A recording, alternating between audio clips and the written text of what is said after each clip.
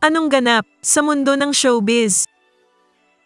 Inanunsyo ng TV host na si Willie Revillame na handa siyang tumakbong senador sa 2025 noong Linggo ng gabi, ika-28 ng Enero, sa protest rally sa Davao City. Sinabi ni Willie na hiniling ni dating Pangulong Rodrigo Duterte na humanap siya ng pwesto sa Senado sa 2022 elections ngunit nakiusap siya. Dahil that time kasi ay hindi pa siya ready. Sa pagkakataong ito, buong kumpiyansa na ipinahayag ni Revillame na handa siyang maging senador. Ako po ay nandito at dahil po sa pag-imbita sa akin ng ating mahal na Pangulo, para sa akin, Pangulo pa rin siya. Dahil hanggang kayo po, napakarami nagmamahal sa isang Rodrigo Roa Duterte.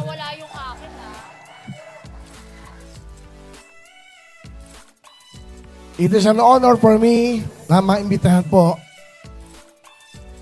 ng isang former president ng Pilipinas. Alam nyo, last March, 2 years ago, bago mag-top after ng COVID, pinatawag po ako ni Senator Bongo at pinatawag din po ako ng mahal na Pangulo.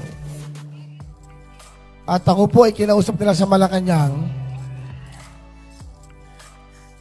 Sandali lang po. Importante lang po ito sa pangyayari sa buhay ko.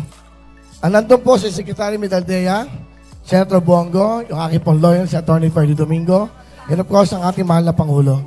Alam nyo, noong una medyo parang kinakabahan kakaharap mo ang presidente ng Pilipinas. Gusto ko lang malaman nyo ito, yung experience ko sa ating mahal na Pangulo. Medyo ingat na ingat ako. Tinatawag ko siya mahal na Pangulo. Sabi niya, kaibigan tayo, mayor lang. Alam niyo, hinanda ng pagkain para sa amin.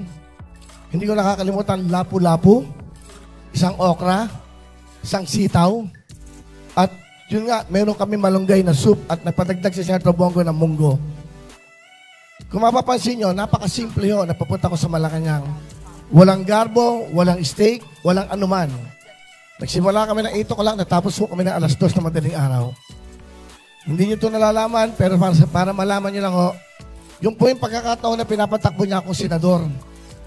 And during that time, meron po akong programa sa GMA7, yung Wawawin.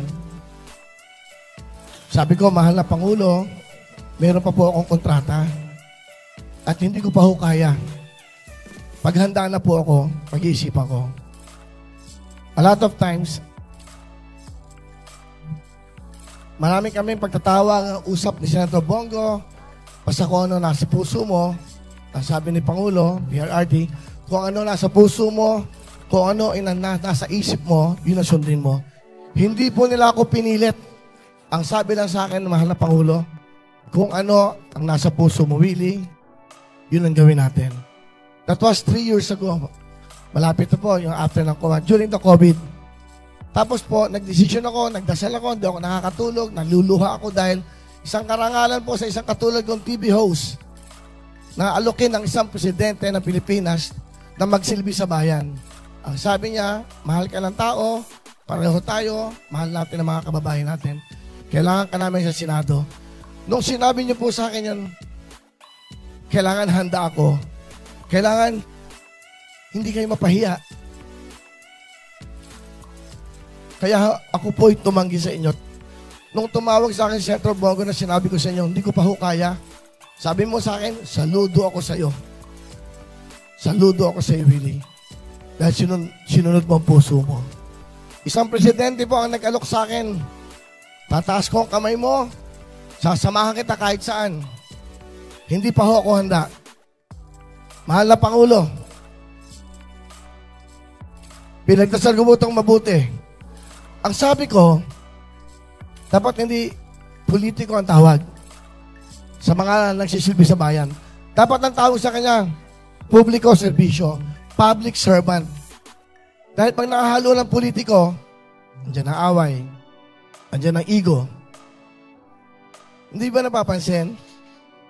Ang sarap ng isang bansa na walang nag-aaway, walang kulay na pinipili, nagkakaisa nagmamahalan. Pinagdasal ko itong mabuti. Kung ano po ang magiging desisyon nyo, yun ang susundin ko. Palagay ko, handa na ako.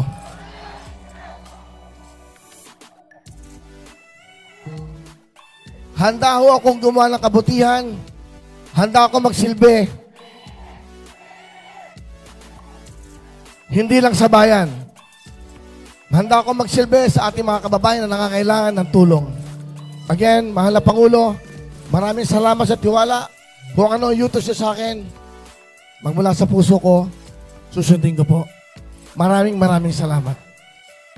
Kung nagustuhan mo ang content na ito, huwag kalimutang mag-subscribe at i-click ang share, like, at mag-comment ng inyong opinion.